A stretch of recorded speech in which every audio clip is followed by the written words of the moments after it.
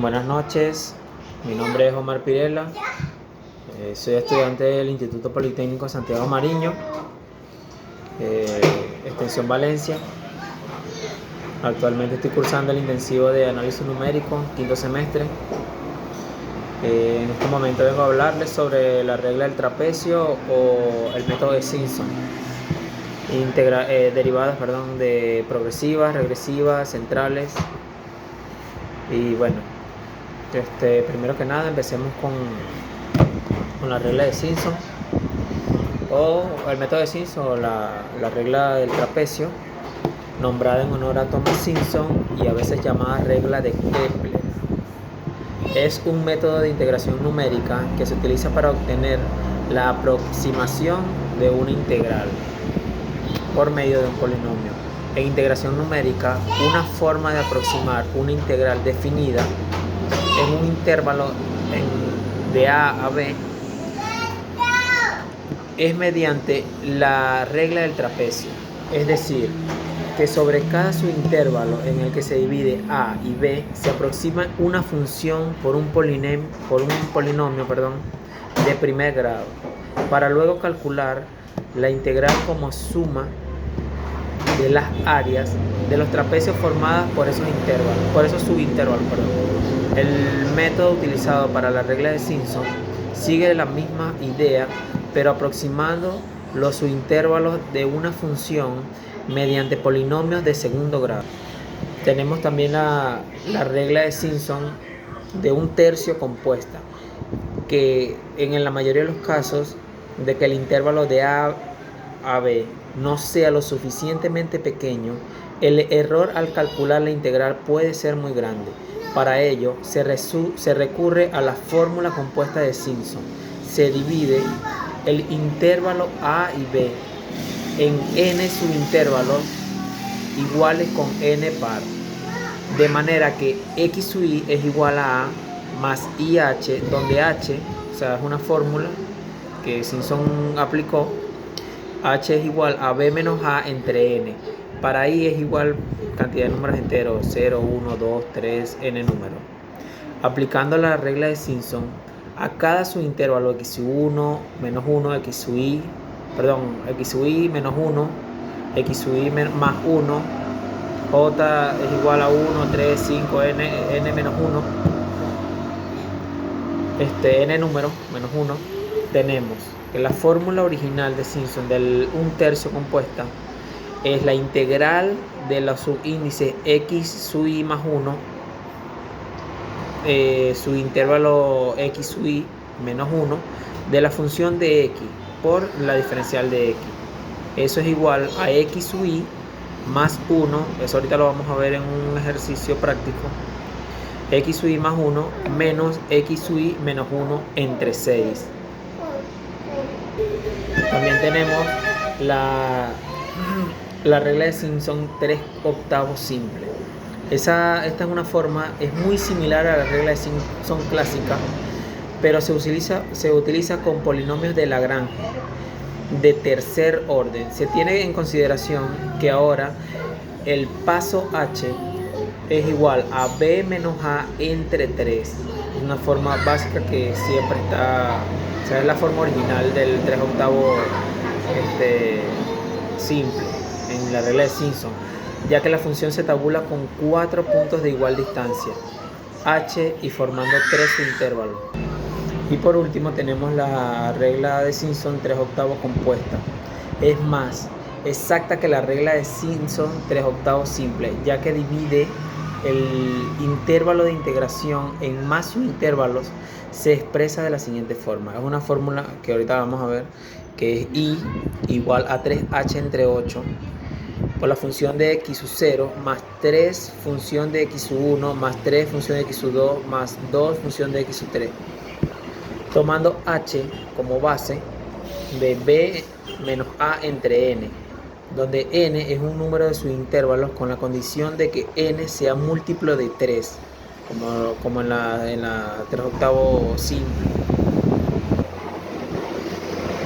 Ok, y que en cada sumatorio se tomen los valores de i, donde i es igual a i más 3,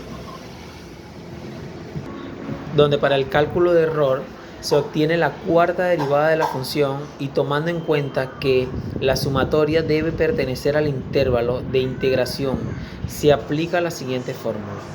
E de la sumatoria de fuerzas es igual a n entre 80 por h a la quinta por la función a la 4.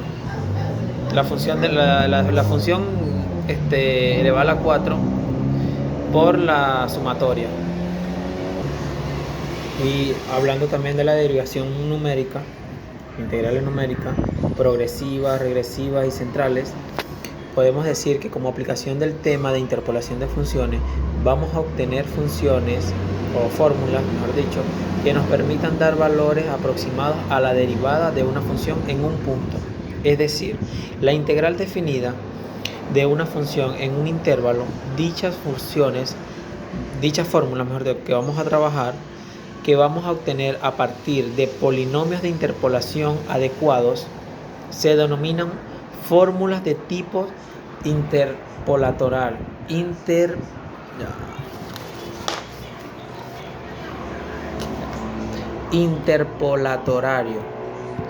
Para la aproximación numérica de derivadas e integrales, conviene decir que existen otros tipos de fórmulas que permiten resolver la cuestión planteada y que obviamente se obtiene por vías diferentes. Para dar inicio al ejercicio de las fórmulas progresivas, regresivas y centrales, en el caso de los nodos son equiespaciados, como x a su i es igual a x0 más jh, j es igual a 0, 1, 2, n número. Se puede hablar también de los siguientes tipos de fórmulas. Tenemos las progresivas a partir del desarrollo de Taylor, donde la función x más h es igual a la función de x más h por la función por la derivada de la función de x más h2 al cuadrado por la segunda derivada de la función de x, más sucesivamente. Se deduce que la derivada de la función de x es igual a la función de x más h menos la función de x de h menos h al cuadrado. La segunda derivada de x más la función de x más h menos f, la función de x de h más 0. Entonces, para x es igual a x sub i, se tiene la fórmula. La primera derivada de x sub i es igual a la función de x sub i más 1, menos la función de x sub i por h. En las regresivas,